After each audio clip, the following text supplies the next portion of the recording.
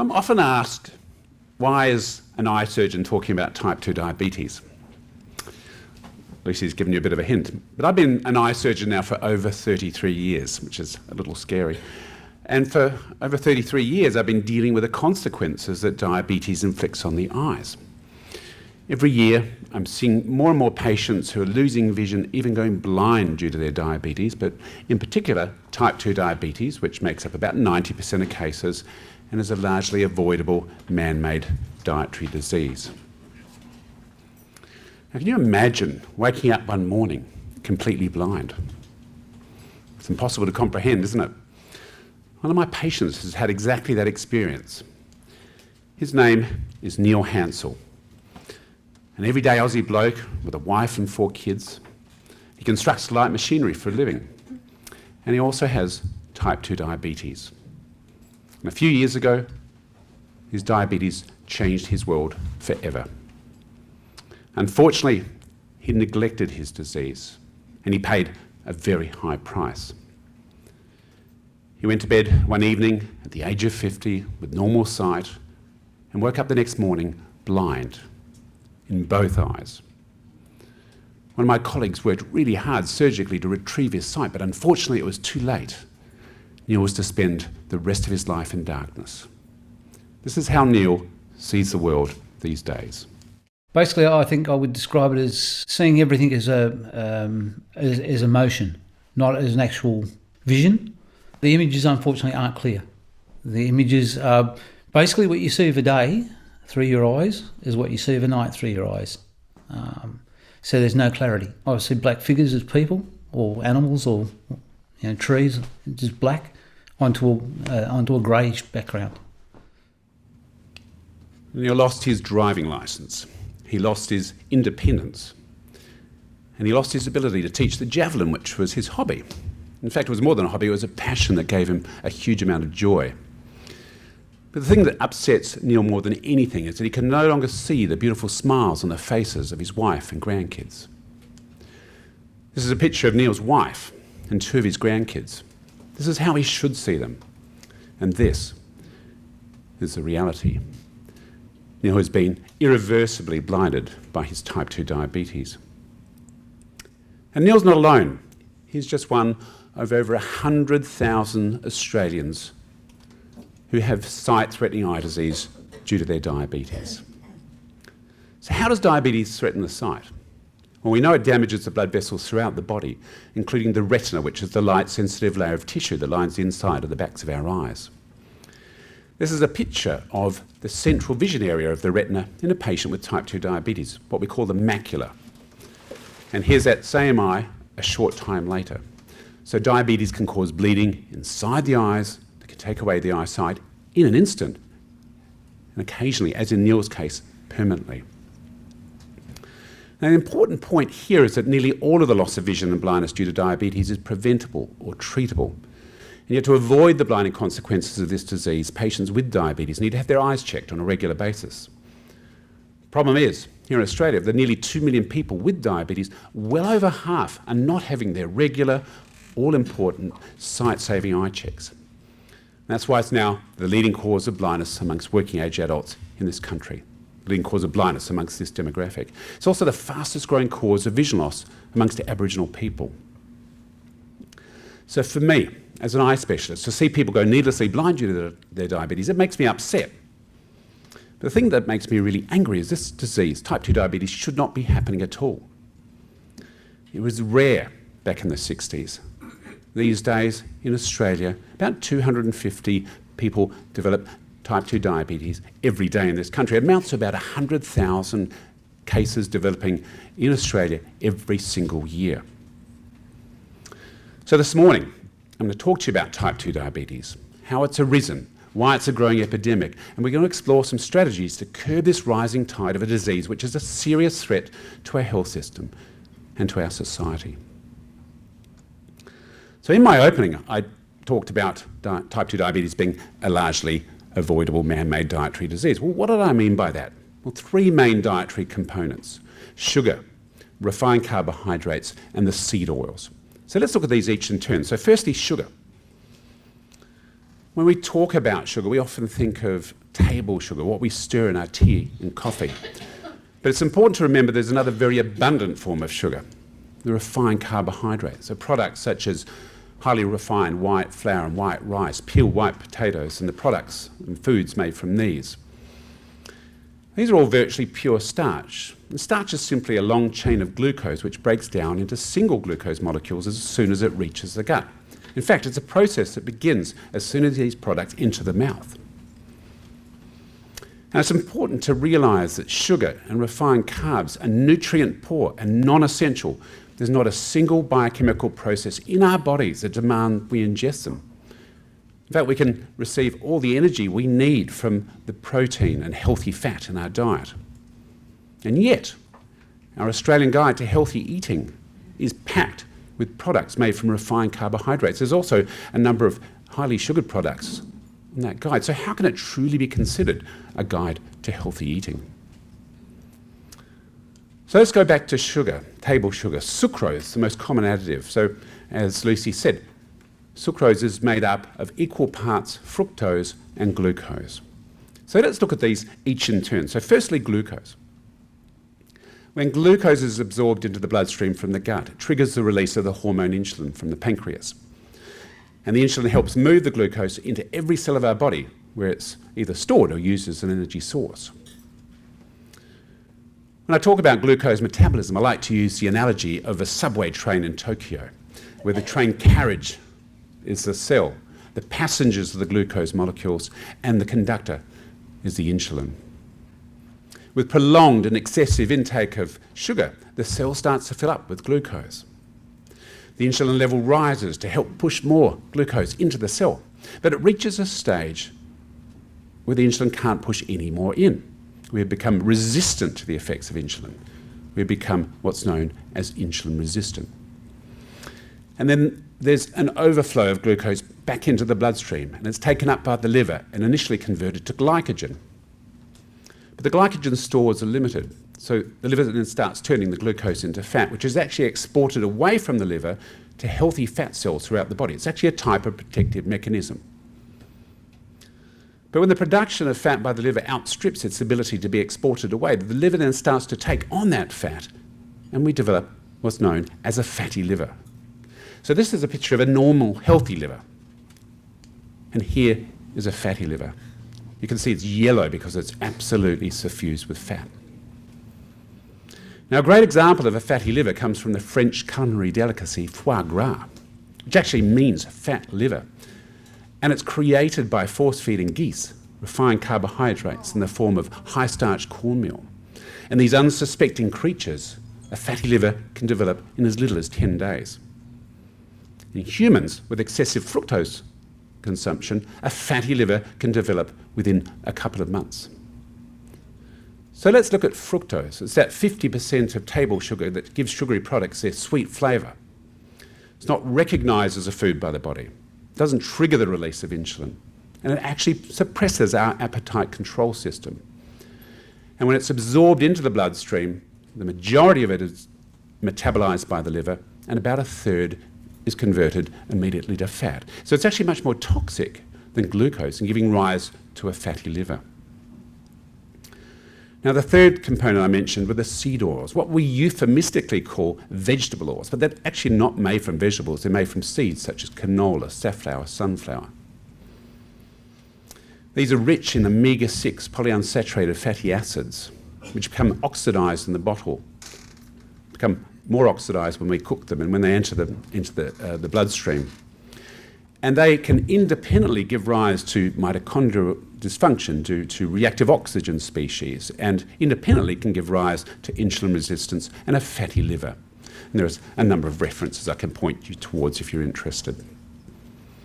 Now, these three components, sugar, refined carbs, and seed oils, are the major components of ultra-processed foods, or what I prefer to call ultra-processed food-like substances. Unhealthy substances which have been linked to a range of chronic diseases, including type 2 diabetes. And yet they make up 62% of the American diet, close to 60% of the UK diet. And I suspect we're getting close to 50% in our own diet. They're like a loaded gun pointing directly at our livers, causing metabolic dysfunction. This is a cross-section, a pathological specimen of a normal healthy liver. And you can see the densely packed cells here. And this is a fatty liver. You can see it's distended in those white spaces of the cells which are filled with fat. Now, it takes, on average, 13 years to develop type 2 diabetes in an adult, but in a child it can develop in as little as 2 years. And it's a complex metabolic process, which I haven't got time to go into today, but it also involves a fatty pancreas and pancreatic dysfunction. And ultimately what happens is that there's widespread damage to the blood vessels throughout the body. And the damage can happen to the small blood vessels, microvascular complications, or to the large blood vessels, macrovascular complications. So let's look at these each in turn. The microvascular complications can be impotence in men. It can be numbness, tingling, intractable pain in the fingers and toes.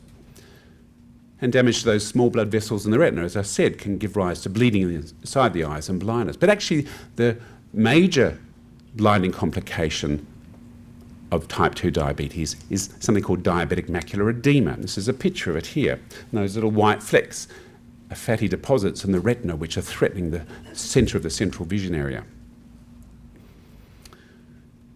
Now, if we do a cross-section through the tissue of the macula, the device called the OCT, you can see on the right-hand side, like those foamy bubbles within the tissue of the retina.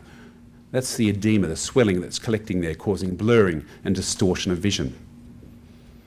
Once we see this, we have to start treating patients. And the treatment these days involves injections into the eyes. And the injections are of an antibody which helps seal up those leaky blood vessels, allowing the fluid to hopefully reabsorb and the symptoms to stabilise or hopefully even improve. And it does work. You can see that same patient, just after one injection, the significant reduction in edema or swelling. The problem is it's not a one-off treatment. Often patients need to continue treatment for years, sometimes for the rest of their life. And I've recently received some statistics from Medicare. We started using this injection for diabetic macular edema back in 2016, and you can see the steady growth, which really mirrors the growth of type 2 diabetes in our society. But by the end of 2021, we had nearly 130,000 injections being given in this country every year. I suspect we're well over 140,000 now. So 140,000 injections that just shouldn't need to be happening at all, costing our health system about $250 million, just that alone. Now, loss of vision, blindness is said to be the leading concern amongst patients with diabetes. To me, however, what I would be most fearful of would be dementia. Sadly, about 70% of patients with type 2 diabetes will develop dementia.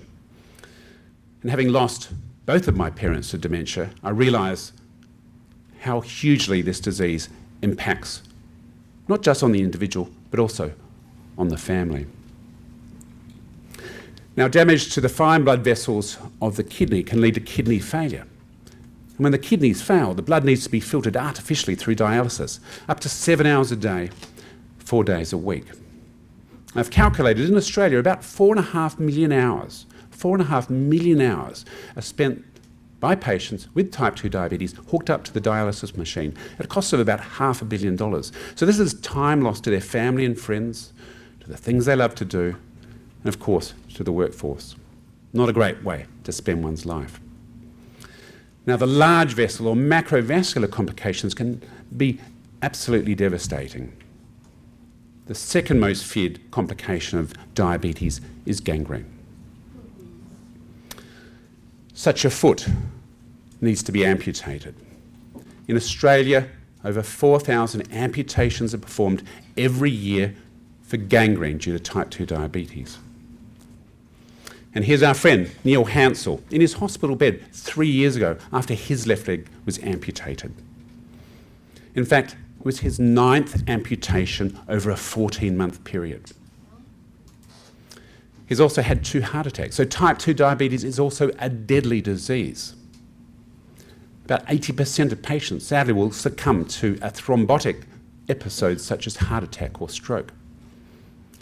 It's said to be the sixth biggest killer in our society. But if you realise that type 2 diabetes is the key driver for the top three killers, heart attack, dementia, stroke, then I suspect type 2 diabetes is the biggest killer in our midst. And during the COVID pandemic, 40% of patients in the United States who died from COVID-19 had type 2 diabetes. And I suspect much of the remainder were metabolically unhealthy. So the best thing we can do individually to withstand viruses such as COVID-19 is to improve our individual metabolic health. And the best thing we can do to avoid the ambulance ramping crisis is not to buy more ambulances, is to improve the metabolic health of our society. Now, type 2 diabetes is also an incredibly expensive disease, costing the health system and the taxpayer at least $20 billion every year. But if you also factor in those other critical complications, heart attack, dementia, stroke, also the fact that type 2 diabetes plays a role in hypertension and also in cancer, then I suspect the cost is much, much higher than $20 billion. So how did this all come about? Humans are hardwired to love and seek out sweet things. It's an ancient survival mechanism that helped our ancestors to avoid extended periods of fasting, which were common in early humans. It also allowed them to avoid bitter and potentially toxic foods in their environment. Prior to the 1600s, sugar was an expensive commodity. It was the domain of healers and holy men, and an indulgence that could only be afforded by the wealthy and the powerful. Over the next 300 years, the rising availability and popularity of sugar due to the booming sugar trade led to diminishing costs, turning sugar from a luxury item to an everyday necessity. These days, sugar is cheap and absolutely everywhere in our lives, isn't it? But things took a turn for the worse in 1980 when the dietary guidelines for Americans was released. It was noted in the decades after World War II that there was a rise in heart attacks. And this was thought to be due to a fatty diet causing fatty blockage of the coronary arteries. Kind of made sense. It was called the diet heart hypothesis, but it was based on no strong evidence. In fact, it was based on flawed evidence, which was subsequently corrupted, and it then became dogma. And the recommendation in 1980 was to reduce our fat consumption to 30%. Now, when you take fat out of a food, you take out its flavour, and you take out its ability to make you satisfied or satiated. So something had to replace that, and that became carbohydrates. So this low-fat, high-carb dietary recommendation exists to this day and across the globe, including our own Australian dietary guidelines, which have an even more severe low-fat recommendation. And what's been the result of this social experiment? Rather than seeing a downturn in heart attacks have soared, along with it type 2 diabetes. And you can see the inexorable rise in type 2 diabetes just in recent years in this country. But it's been even more profound in some communities than other countries. In China, for example, there's been more than a 10-fold increase in type 2 diabetes over the past 40 years. And this is somewhat paradoxical because the Chinese diet is high in refined carbohydrates in form of white rice. But what we realise is that these days the rice is far more highly refined than that used to be. And also what we've noted in Asia is the growth in the consumption of seed oils and sugar, which amounts to about 5% every year. And type 2 diabetes is also devastating Aboriginal communities. There's been more than an 80-fold increase in type 2 diabetes over the past half a century in our First Nations people. And I have no doubt that the modern diet of sugary drinks and ultra-processed foods are driving this absolute tragedy. And if you look at the Australian Guide for Healthy Eating for Aboriginal and Torres Strait Islander people, you can see it's packed with products made from refined carbohydrates. There are also a number of highly processed products there. Certainly not good food to make them healthy and strong. Certainly not good food for diabetes. Far removed from their traditional ancestral diet. Type 2 diabetes is also more prevalent in lower socioeconomic areas, probably driven by stress and intergenerational trauma. Greater Western Sydney, just one example. You can see the red areas are the areas with the highest prevalence of type 2 diabetes. In fact, 50% of the adults over the age of 24 in Greater Western Sydney have prediabetes or type 2 diabetes. So for the first time in our history, we are overfed but undernourished. This is a disease we're also seeing in our children. When I was in medical school, type 2 diabetes was known as maturity onset diabetes. We're now seeing it in children as young as 3. In this country, we have seen type 2 diabetes in children as young as 3. Indeed, type 2 diabetes, Northern Australia leads the world for type 2 diabetes in children. Not something to be proud about, right? And it's been predicted that the majority of today's children will have obesity by the age of 35. And obesity is the biggest risk factor for type 2 diabetes. So we need to take action. Now, if we're going to call this a dietary disease driven by consumption of sugary drinks and ultra-processed foods, then surely it's as simple as reducing our consumption of these products, reducing our intake of sugar. But there are a number of factors that make this really difficult to achieve. And I've come up with this concept called the 5 A's of sugar toxicity. And these are addiction, alleviation, accessibility, addition, and advertising. Let's go through those each in turn. So firstly, addiction. Sugar is highly addictive. It's been shown to be as addictive as nicotine. Its consumption activates a reward center in our brains, leading to the release of the neurotransmitter dopamine. It's what makes us feel good, what makes us want to do it again, and ultimately what gives us those cravings. And like drugs, the more we consume, the more we need to give us that feel-good hit. So it becomes a vicious cycle that's really hard to break. And sugar is the only addictive substance, could even call it a drug, that we willingly give to babies and infants. The second A is alleviation. We often use sugar to alleviate stress or to make us feel better when we're down. When we're stressed, the body is flooded with the stress hormone cortisol. So the brain needs to balance this up by releasing feel-good chemicals such as dopamine. And as I've explained, sugar does a really good job of this. The third A is accessibility. We can't walk in to most service stations without being confronted by a wall of confectionery. We can't check out from most supermarkets and stores, chemists even these days, without being enticed by half-price chocolates and soft drinks. And this is particularly problematic in remote communities, particularly Aboriginal communities, where sugary drinks and ultra-processed products reign supreme, and fresh and healthy foods are relatively scarce, often quite expensive, and sometimes even out of date. The fourth A is addition. An astronomical amount of sugar is added to our food and drinks, something in the order of 75%. Now, I don't know about you, but I can barely read those nutritional panels on the packets of food, let alone understand them, and they certainly don't tell us the amount of sugar contained within. We have a health star rating system. It's a system which is deeply flawed. It's flawed because, firstly, only about a third of manufacturers actually use it. But it's also flawed because a number of ultra-processed substances packed with sugar, refined carbs and seed oils receive the healthiest 5-star rating. So this is an industry device that's been designed by industry for industry, not with our health in mind. And the final A is advertising. Our world is flooded with TV commercials and ads for sugary products, sometimes in the most insidious of ways. And this has been going on quite literally for decades.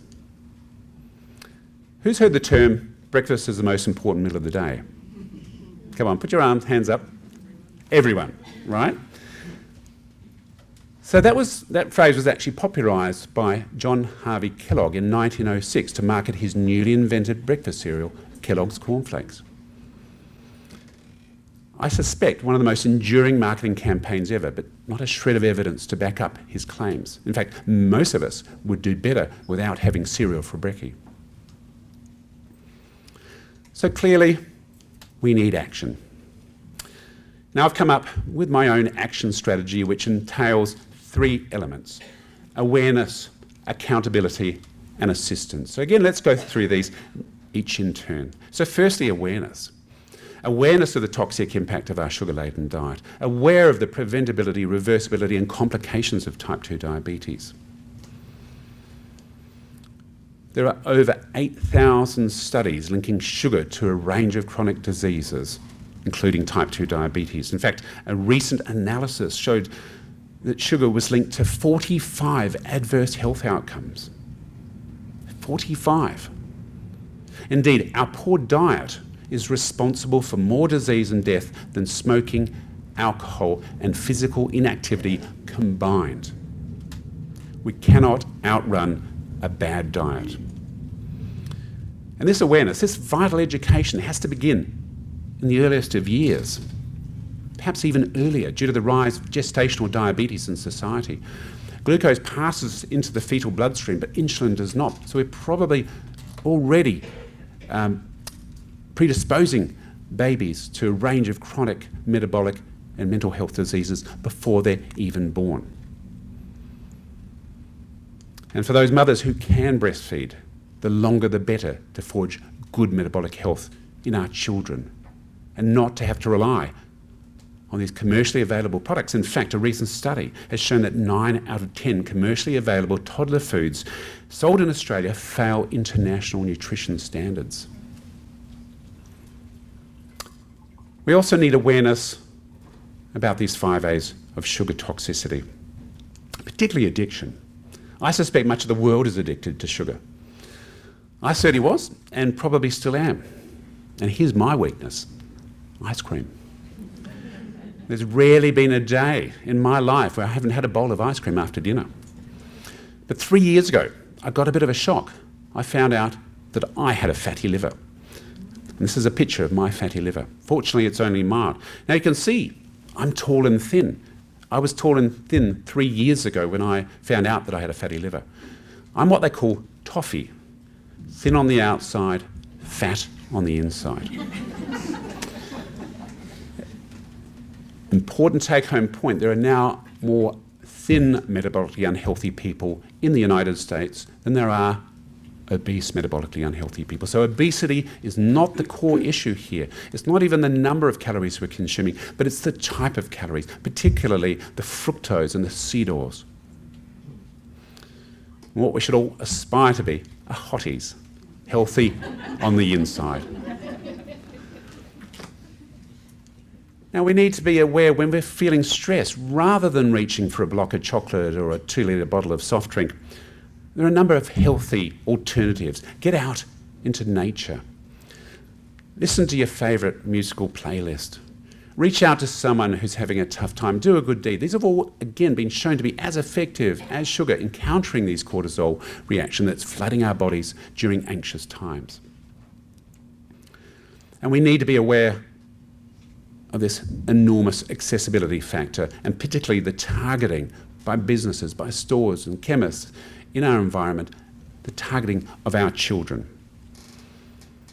And we need to be aware of the amount of added sugar in the foods that we're consuming. Did any of you realise that a mega-sized sour orange Slurpee from 7-Eleven contains 200 grams of sugar? You've got to really search hard on their website to find it. That's 50 teaspoons of sugar. Imagine what that's doing to our kids' bodies and their teeth. 40% of our 10 to 12-year-olds have decay in their adult teeth. Thank you, 7-Eleven.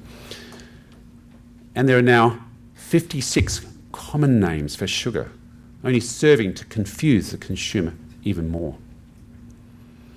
And we need to be aware of this advertising, this predatory marketing that's going on everywhere around us. Our kids are exposed to 3 TV commercials for unhealthy products every hour during those hours when they're watching. Our teens are exposed to 100 promotions for unhealthy products every week on social media. And of course, parents are targeted as well by the ultra-processed food and sugary drinks industries.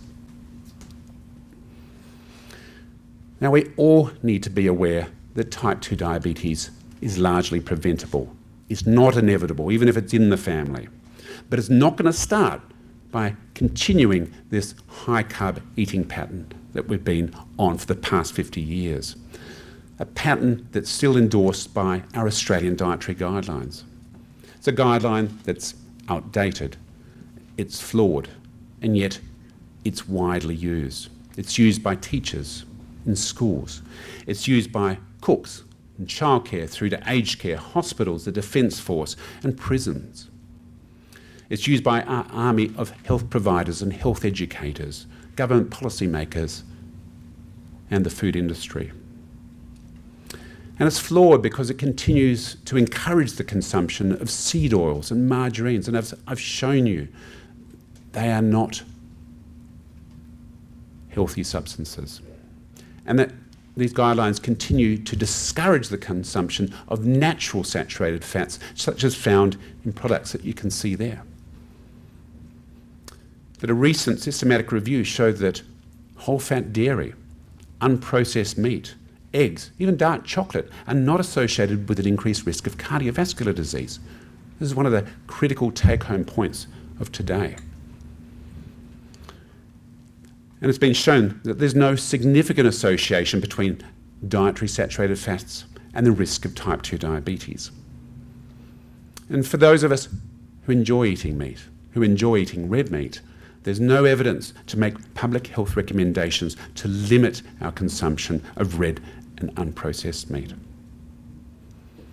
And the best thing we can do to prevent developing metabolic dysfunction and type 2 diabetes is to minimise our consumption of sugary drinks, including those energy drinks and fruit juices.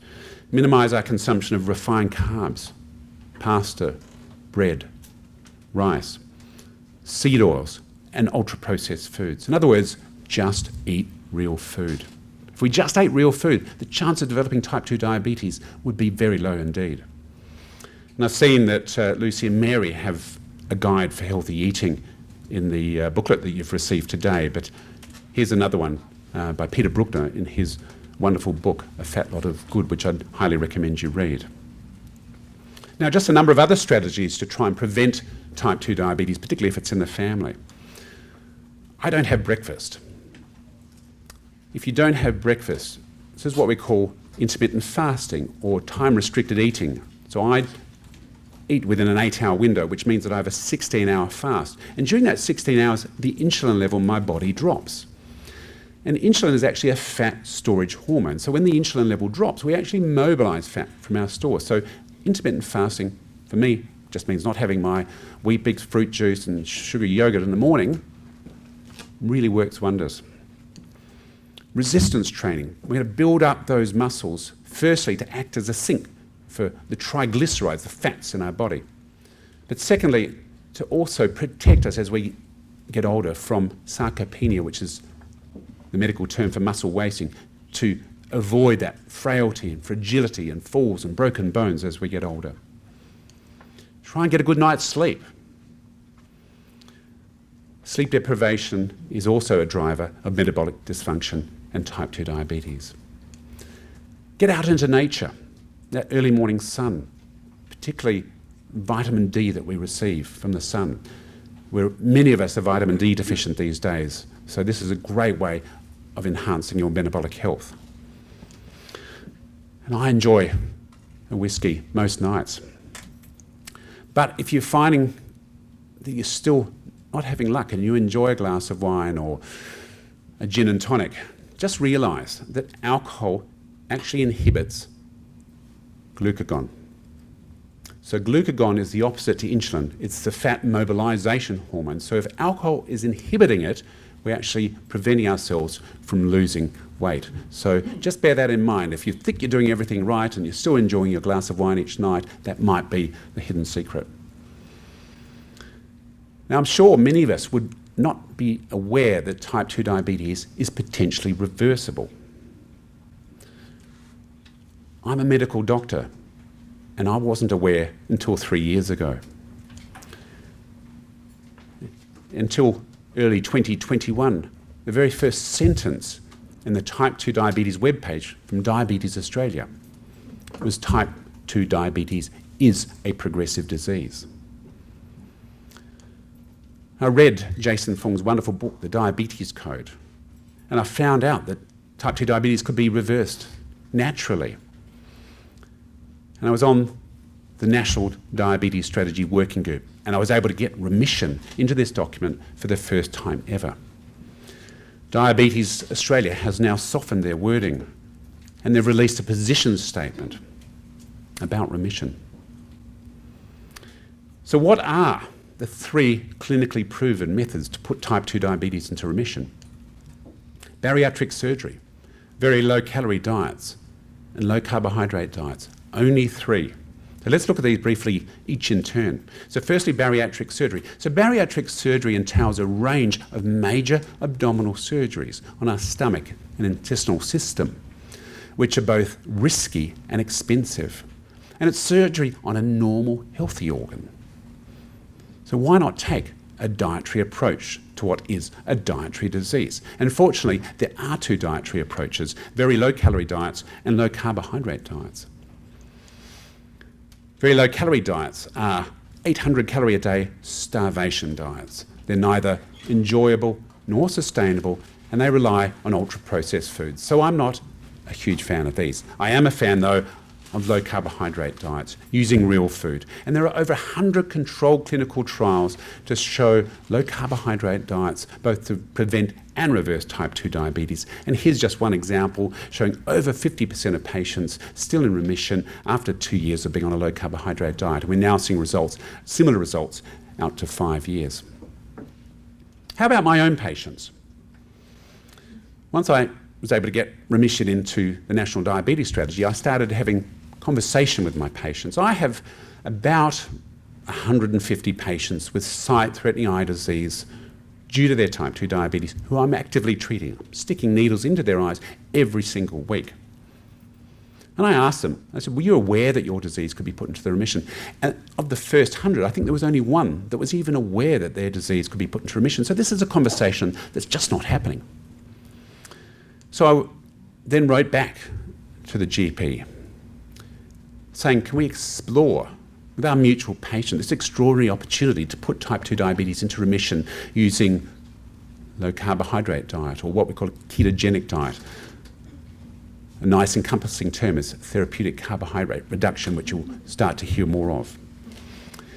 And I started working with a nutritionist in Adelaide, Rochelle Martin, who you'll hear from later, and with dietitian Nicole Moore, who you'll also hear from a little later. And I started to see the results in my own patients. And you might recognise this guy, Bevan Bruce, who's a real estate agent. I was putting a needle in his eye every few weeks. Once he started on therapeutic carbohydrate reduction, he came off his insulin.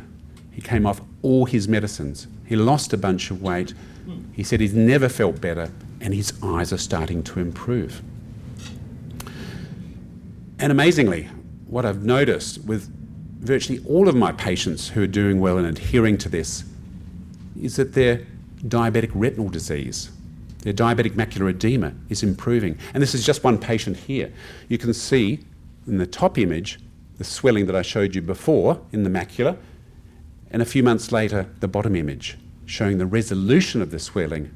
And this patient wasn't on injections. She was just using real food, minimising her consumption of carbs and ultra-processed foods. So diet alone, this is super exciting. This is remission in action. If you don't believe it, this is actually remission in action. And for me, a 40-year medical career is one of the most, if not the most exciting thing that I've been involved in. So finally, there needs to be some awareness about the complications of type 2 diabetes. Neil Hansel, when he was diagnosed at the age of 26, had no idea what lay await for him. So at Sight for All, we created a number of TV commercials, which several years ago played nationally on Channel 7 to try and raise awareness of the blinding complications of this disease. And this is one of them, featuring Neil. I should have kept my medication up, and I should have followed the plans that were given to me by my doctors. I woke up one morning completely blind.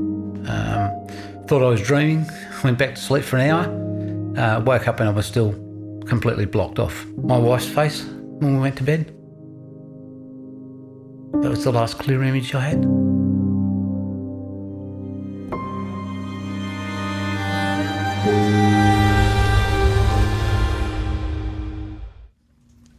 We also need accountability, and particularly with respect to these 5 A's of sugar toxicity, and particularly with respect to the addictive component. We have businesses that are preying on our addictions. This is a real photograph. We have businesses and the industry allies who are preying on the vulnerable, preying on our children.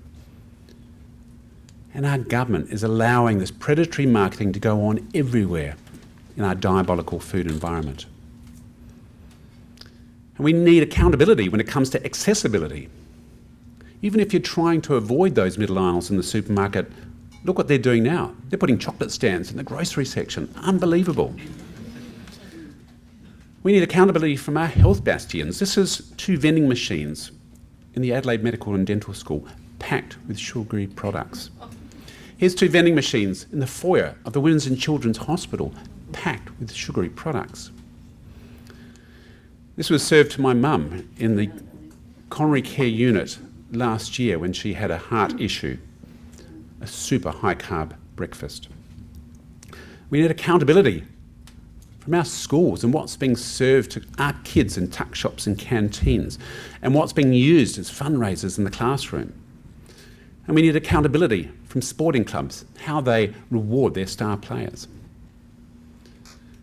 And we need accountability when it comes to addition. We need a clear and transparent labelling system telling us exactly how much sugar is contained within. And some of you will have heard me talk about this tax on sugary products. I've even written an opinion piece about it. But it's certainly not palatable by either of the major government parties. But it has been shown to work in a number of jurisdictions and countries around the world. But what might be more palatable is removing subsidies and tax breaks from the sugary drink and ultra-processed food industries, which currently amount to $5 billion every year. Can you imagine what that $5 billion could be used for? And we need accountability when it comes to advertising and once again this predatory marketing campaign that's allowed to go on everywhere. And finally, we need assistance. Multiple levels of assistance. Parents need assistance, what to put in our kids' lunch boxes. Teachers need assistance, how to keep their kids focused in class. Unfortunately, there are lots of resources out there. Medical students need assistance.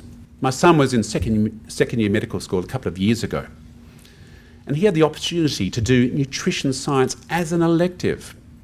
It's not even compulsory in our major training grounds for doctors, and yet, as I mentioned, our poor diet is responsible for more disease and death than smoking, alcohol and inactivity combined. Our doctors, particularly GPs, need assistance to have the time, the financial incentives, the resources to have these really important discussions with their patients. Unfortunately, there are lots of resources out there, and this is just one from the Society of Metabolic Health Practitioners, a guideline for therapeutic carbohydrate reduction. And patients and doctors, but particularly patients with metabolic dysfunction and type 2 diabetes, need to have subsidised access to nutritionists, to dietitians and health coaches. And fortunately, there is a directory of low-carb practitioners in this country, in fact, state by state. And here in South Australia, you can go on the Low Carb Down Under website and find a host of practitioners who are working in this area, many of whom are with us today. And patients with type 2 diabetes also need assistance, continuous glucose monitoring, so that they can tell exactly the impact of these healthy grains, these legumes, these fruits and vegetables, to see the impact on their own blood sugar levels and to titrate what foods give them a high blood glucose reaction. And people who are addicted to sugary foods need assistance, perhaps self-help groups and helplines, as we do for patients with alcohol and nicotine addiction. And people in lower socioeconomic areas need assistance to have access perhaps to subsidised healthy foods rather than rely on this ultra-processed junk that's quite literally everywhere. Now, I'd just like to finish up with another TV commercial featuring Neil Hansel and the impact that type 2 diabetes has had on his family.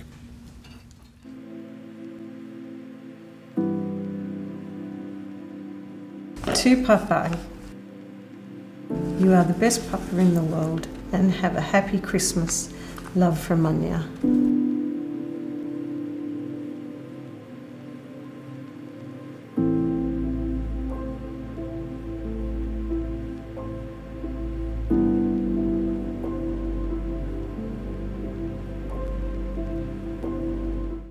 So as an eye specialist, I never want to see another patient, another Aussie, another fellow human go needlessly blind due to their type 2 diabetes. As Australians, I believe we all have a responsibility to turn this type 2 diabetes epidemic around and ultimately make Australia type 2 free. Thank you very much.